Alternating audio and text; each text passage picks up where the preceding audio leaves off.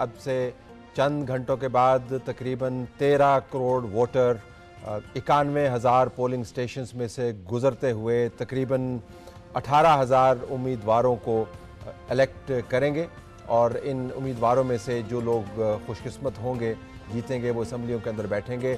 42 अरब के करीब इसके ऊपर पाकिस्तानी कौम का पैसा लगेगा। पाकिस्तान कल वोट कर रहा है। इस इलेक्शन का मतलब क्या है पाकिस्तानियों के लिए, इस इलेक्शन का वज़न कितना है पाकिस्तान की मईशत के लिए और इसकी अहमियत क्या है, इस तमाम चीज़ों का हम अहाता करेंगे। हमारे पास नदीम मौजूद हैं, किरण मौजूद हैं, मुनीब मौजूद हैं, Ayesha and अबसार। Thank you very much all of us. Nadeem, अगर ये मुश्किल सवाल है इन द सेंस कि तरजीहात कब तयन करना है, if you were to pick one thing, एक चीज़ कि इस इलेक्शन का पाकिस्तान के लिए मतलब क्या है, व्हाट डज दिस मीन? जोल एक्सरसाइज। इस इंतखाबात से दो चीज़ें चाहिए। एक, आपको चाहिए मुल्क के अंदर जो पोलराइजेशन है उसको हम कम करें। दूसरा, फोकस करें कि वो लोग जो पिछले चंद एक सालों में गुर्बत की सतह से बहुत नीचे चले गए, उनको सर्वाइवल मुश्किल हो गई। हम हर दफ़ा कहते हैं बेनज़ीर इनकम सपोर्ट प्रोग्राम में हमने 50 अरब बढ़ा दिए हैं। इसका मतलब ये होता है हमने पाकिस्तान में वल्नरेबल सेगमेंट्स जो हैं सोसाइटी की, उसकी तादाद 3-4 गुना बढ़ा दी है। तो इकॉनमी पे फोकस करें, लोगों को ज़िंदा रहने के काबिल बनाएं, खुद से वो कमा के अपनी रोटी घर में बच्चों को रोटी खिला सकें। सरकार के 2-3 हज़ार रुपये महीने के जो मिलते हैं उसके इंतज़ार में ना बैठें। उसके लिए आपको इकनॉमिक रिवाइवल चाहिए, सस्टेन्ड बेसिस पे एक रिफॉर्म प्रोग्राम चाहिए, मुस्तहकम हुकूमत चाहिए जिसको कोई धरना देकर गिराने की धमकी ना दे रहा हो, एक इस्टेब्लिशमेंट लेड सेटअप नहीं हो जो होता है ना कि सामने फेस एक है और पीछे से इस्टेब्लिशमेंट मिनिस्ट्रीज डिसाइड कर रही है। अगर वो सेटअप होगा दोबारा कोलैप्स करेगा और 2 साल बाद हम इससे ज़्यादा मुश्किल सूरत हाल से दो चार होंगे। लोकली इलेक्टेड एक ऐसा सेटअप हो जिसकी रिस्पॉन्सिबिलिटी हो, उसको ये फ़िक्र हो कि मैंने दोबारा इन लोगों के पास वोट लेने जाना है और मैं ऐसी पॉलिसीज़ बनाऊं जिसके नतीजे में हालात पाकिस्तान में बेहतरी की जानिब आएँ।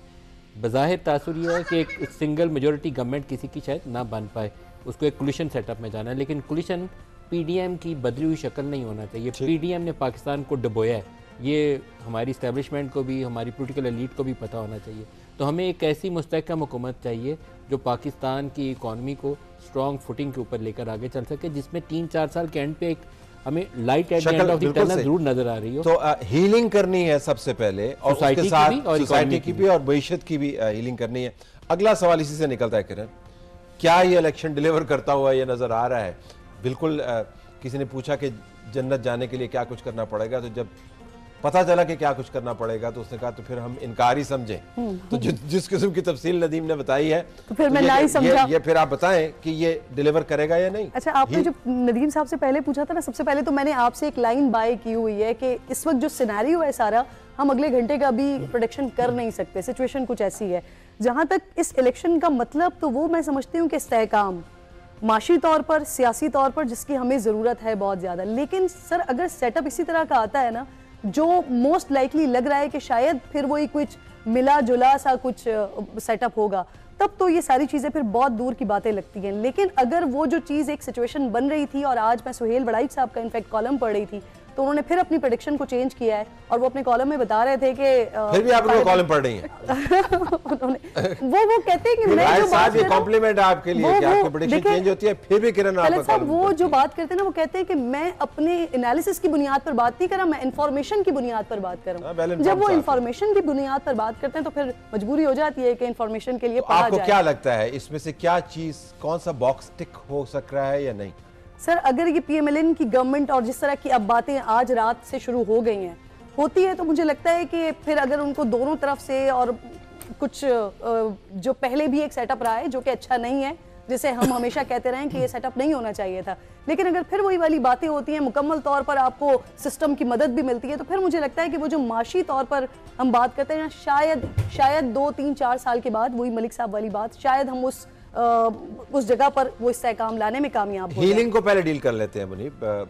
इलेक्शंस के बारे में जो रोमानवी तस्वर है वो तो यही है कि उनको ये तमाम काम करने चाहिए और हकीकी तस्वर भी इसके करीब तरीन होना चाहिए, वरना फिर बार बार इंतखाबात का फ़ायदा नहीं है अगर वो डिलीवर नहीं कर रहा।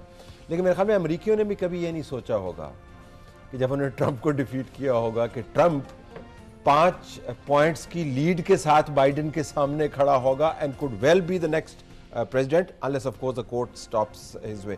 तो इलेक्शंस जो हैं वो लोगों के जज्बात के किताबें होते हैं, हमारे तज्जिए किताबें नहीं। हीलिंग हो पाएगी? पाकिस्तान बड़ा डिवाइसिव इलेक्शन है, तो बड़ा मुतनाज़ा इलेक्शन है, मार धाड़ से भरपूर इलेक्शन है, हीलिंग होगी कि नहीं? साहब it's a difficult question to answer, इसलिए कि हीलिंग का प्रोसेस आप देखें कहाँ से स्टार्ट होगा। For PTI healing is, for them healing means कि चीज़ें वहाँ चली जाएं जहाँ पहले थीं और इमरान खान बाहर निकलें और उनके लिए सारा कुछ हो जाए, because he is the most popular leader of the country. उनको इक़्तिदार में वापस आना चाहिए और लोगों के पास इख्तियार होना चाहिए कि वो उनको इलेक्ट करें as the prime minister for any number of time जिस वक्त तक वो इलेक्शन जीतते रहते हैं। बट फॉर द अदर्स, दूसरी साइड पे जो मैं मुक़्तदरा की बात करता हूँ, रियासत की बात करता हूँ, इस्टेब्लिशमेंट की, उनके लिए हीलिंग का प्रोसेस ये है कि जी तहरीक इंसाफ के जो टॉप टियर लीडरशिप थी इंक्लूडिंग इमरान खान, वो इस मुल्क के लिए फसाद बर्पा उन्होंने किया, इस मुल्क को इंतशार से दो चार किया, बहुत ज़्यादा बिटर डिवीजन और पोलराइजेशन में इजाफा करवाया इस मुल्क में और निज़ाम में। लिहाजा उनका फेड अवे होना पाकिस्तान की सियासत से is the healing process for Pakistan. For PMLN, for other political parties who come into the power tomorrow, maybe, I don't know, by this time, कल मैं और आप बैठ के शायद बात कर रहे हो हम सारे, तो उनके लिए ये है जी कि ठीक है हम इक़्तिदार में आए तो हम अपने जो वूंड्स है पुराने उनको सूचर करें और थोड़ा सा कोई हीलिंग प्रोसेस हमारा शुरू हो, हमारे जो पॉलिटिकल इंटरेस्ट है वो भी आए, मुल्क के अंदर भी। मैं ये नहीं कह रहा कि उनमें से कोई डिलीवर नहीं कर रहा था, PMLN is patient for it कि हम डिलीवरी करें, मियाँ नवाज शरीफ का ब्रांड नवाज शरीफ वापस आए और वो दोबारा री इन्फोर्स करें कि जी we are the developers of the country और हम मुल्क को आगे प्रोग्रेस हमारे दौर में होती है और हम ही करेंगे। सो वो ब्रांड नवाज शरीफ को दोबारा री इंडोर्स करना चाहते हैं। सो हीलिंग प्रोसेस आई थिंक जो मरहम की तारीफ है उसके ऊपर भी हम इत्तेफाक नहीं कर पाए। जमात का अपना एक तशरीह है कि आपने तारीफ करनी, लेकिन अगर पीपल्स पार्टी की आयशा तारीफ ले लें जिसमें हीलिंग की, उन्होंने कहा जी हम तमाम सियासी कैदियों को रिहा कर देंगे और नवाज शरीफ साहब कह रहे हैं कि मैं इंतकाम नहीं लूँगा, आगे की बात करूँगा। पीटीआई की तरफ से भी इस्टेब्लिशमेंट को ये बयान दिया जाता है कि हमारी आपके साथ कोई लड़ाई नहीं है। बैरिस्टर गौहर ने बारहा ये बात दोहराई है। अमाल किधर जा रहे हैं वो एक अलहदा बात है, लेकिन अल्फाज यही हैं। तो क्या आपको इन तीनों चीज़ों में कोई कॉमन चीज़ नज़र आ रही है कि चलें हीलिंग की ये डेफिनेशन कर लें भाई, रूल्स ऑफ द गेम तय कर लें। आपने बात की कि इस्टेब्लिशमेंट की लेड सिस्टम नहीं होना चाहिए, जो इंतखाबी नताइज आ गए मसलन उनको मान लें और आगे चले, क्या डेफिनेशन हो सकती है? मेरे ख्याल से ये बात तो आपकी ठीक है कि जहां तक आप इस डेफिनेशन की बात करें सबकी अपनी अपनी है और उसका मकसद सिर्फ वक्ती तौर पर यह बताना है कि मेरे से ज्यादा सेन कोई नहीं है। अमाल देखें तो हमें इंसैनिटी भरी हुई नजर आएगी, अपने अपने वक्त पे सभी दिखाई देंगे उसके अंदर। इलेक्शन की अहमियत आप आगाज में बात कर रहे थे। इलेक्शन क्यों होता है? एक ऐसी गवर्नमेंट बनाने के लिए ताकि आप एक ऐसा निजाम खड़ा करें कि जिन लोगों से वोट लिया उनको डिलीवर कर पाए। तो मिनिमम अगर यहाँ आकर तय कर लिया जाए कि हम जिनसे वोट लेने जा रहे हैं उन्हीं की ख्वाहिशात को समझते हुए अगर चीजों को आगे बढ़ा लिया जाए, अपने अपने रूल्स ऑफ गेम मत बनाएं। कॉन्स्टिट्यूशन मौजूद है, आइन दे दिया गया है, मेहरबानी करके अगर उसके हिसाब से उन्हीं को रूल्स ऑफ गेम बनाते हुए ये देख लिया जाए कि काफी तजर्बात हो गए, गलतियां सबसे होती हैं, अब की बार कोई नई गलतियां करके देख लें, वही गलतियां दोबारा ना करें कि हम दायरों के सफर में घूमते रहें। नई गलतियां करें, कुछ नया सीखें, कुछ हमें नया सिखाएं। अब तो हम इतना ज्यादा प्रिडिक्टेबल हो गए हैं उसी किस्म की। तो वो बॉटम लाइन क्या होगी फिर आपकी नजर में? वो मेरे लिए तो पार्लियामान के अंदर से हर रास्ता निकलता है कि आप कॉन्स्टिट्यूशन की बुनियाद पर उस इस्तेहकाम और तसलसल की तरफ बढ़ें जहां गलतियां हुई हैं तस्लीम कर लिया जाए कि हो गया और छोड़ दें अवाम के ऊपर। और हमने बहुत मरतबा अफसार ये भी देखा कि मुसलसल 2008 के बाद जो इंतखाबी अमल से निज़ाम मार्ज वजूद में आता है उसकी किस्मत का फैसला इंतखाबी अमल से बाहर हो रहा होता है, चाहे वो धरने की कैफियत में हो, चाहे इस्टेब्लिशमेंट की अपनी इंटरफेरेंस की कैफियत में हो, चाहे वो इलेक्शन की रिगिंग की कैफियत में हो, किसी भी कैफियत में। तो शायद इस इंतखाब के नताइज को पार्लियामान और असम्बलियों के अंदर रख के आपने मामला तय करने हैं। Is that the healing process आपके ख्याल में? देखें, आयशा बख्श ने कहा कि पार्लियामेंट के अंदर से जो चीज़ें बेहतर होनी चाहिए और इनका ये दिल करता है या ये चाहती हैं, और मेरा ख्याल है पाकिस्तानी सारे ये चाहते हैं। जो हम बाज़ औक़ात ब्रेक में करते हैं, कैमरे के सामने नहीं कर सकते कि जी एंटी इस्टेब्लिशमेंट लोग हो गए हैं, ये हो गया वो हो गया। वो क्यों हैं एंटी इस्टेब्लिशमेंट? इसलिए कि उनकी पार्लियामेंट डिलीवर नहीं कर पा रही ना। पार्लियामेंट डिलीवर करना शुरू हो जाए तो लोग ये एंटी इस्टेब्लिशमेंट, उनको कोई ज़ाती दुश्मनी तो नहीं है, उनको अपने काम होने चाहिए, उनके मसाइल होने चाहिए। हम देखते हैं कि पाकिस्तानी की क्या इज़्ज़त है in the community of Nations, for example दुनिया में हमारी क्या इज़्ज़त है, हमारी मईशत कहाँ पे, हमें किन ममालिक से कंपेयर किया जाता है। ये चीज़ें तकलीफ दे हमारे लिए। हम पढ़े लिखे लोग हैं, समझदार लोग हैं, हम बहुत अमीर नहीं हैं, लेकिन मतलब कुछ हमें दुनिया का तो पता है ना, उसमें हम पाकिस्तान को एक बेहतर मुल्क समझते हैं।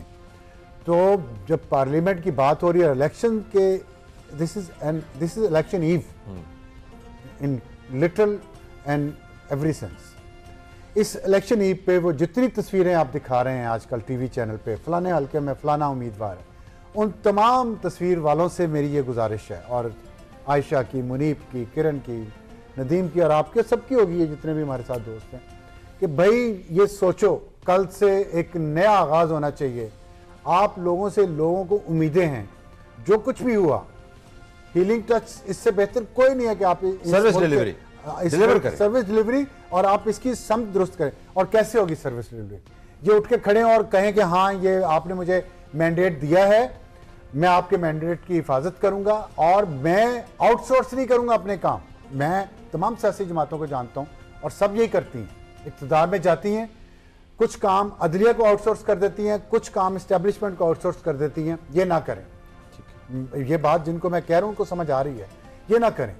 जो जिम्मेदारी है, जो फैसला करना है, खुद खड़े हों, फैसला करें, जिम्मेदारी लें, और ये पार्लियामेंट को करनी पड़ेगी। जैसे भी हैं, कम पढ़े लिखे हैं, ज्यादा पढ़े लिखे हैं, this is a time to move on. ठीक है, सब हीलिंग प्रोसेस इससे कंप्लीट हो जाएगा। लेकिन नदीम उसमें प्रॉब्लम ये आता है कि इंतखाबी नताइज जो हैं वो एक ढांचे की मजबूरी पैदा कर देते हैं। अगर आपने वर्डिक्ट ऐसा दिया जिसका आपने जिक्र किया, वर्डिक्ट के अंदर ही टेंशन बिल्ट इन है। अगर वीक कोलिशन गवर्नमेंट आती है तो उसके अंदर एक अपनी फ़ालियत की टेंशन बिल्ट इन है। अगर लड़ाई झगड़े वाले माहौल बनता है और जो बाहर का गुस्सा है वो पार्लियामान के अंदर जाता है तो पार्लियामान डिलीवर नहीं कर पाएगी। अगर इस्टेब्लिशमेंट के मामलात पार्लियामान के अंदर जाते हैं तो फिर इस्टेब्लिशमेंट लेड सिस्टम ही बन जाएगा। तो इंतखाबी नताइज जो भी होंगे उसमें से सारा कुछ कैसे निकलेगा? बिकॉज लगता नहीं है कि बहुत क्लियर मेजॉरिटी आएगी। तले सब एक डिपेंड ये करता है कि मैं 10 अप्रैल 2022 पे लेके जाता हूँ। नो कॉन्फिडेंस आइन के अंदर है, उसमें कोई गैर आइनी काम नहीं था, लेकिन उस नो कॉन्फिडेंस को करने के लिए इस्टेब्लिशमेंट के कंधों का सहारा लेने की ज़रूरत नहीं थी, उसके बगैर किया जा सकता था। उसके बाद आपको जो गवर्नमेंट बनानी थी, उस गवर्नमेंट में 26 अरब रुपये का केस था उस वक्त शहबाज शरीफ के ऊपर। शहबाज शरीफ उस केस को भुगत के भी वज़ीर-ए-आज़म बन सकता था। वो एक कमज़ोर वल्नरेबल प्राइम मिनिस्टर था जिसको सहारों की तलाश थी, उसको इस्टेब्लिशमेंट की मदद भी चाहिए थी, क्योंकि वो जो टैक्स एवेजन का केस था बुनियादी तौर पर 26 अरब को घुमा के पाकिस्तान वापस टीटी के रास्ते लाए हुए थे। फिर 9 कोलिशन पार्टनर जो उनके बनाए गए थे उनको वजारतें दी, उनको खुशियाँ बांटी कि मेरे साथ मिले रहे। 87 मिनिस्टर्स, जब कंट्री को आप कह रहे थे हम डिफ़ॉल्ट से बचा रहे हैं, तो 87 मिनिस्टर्स।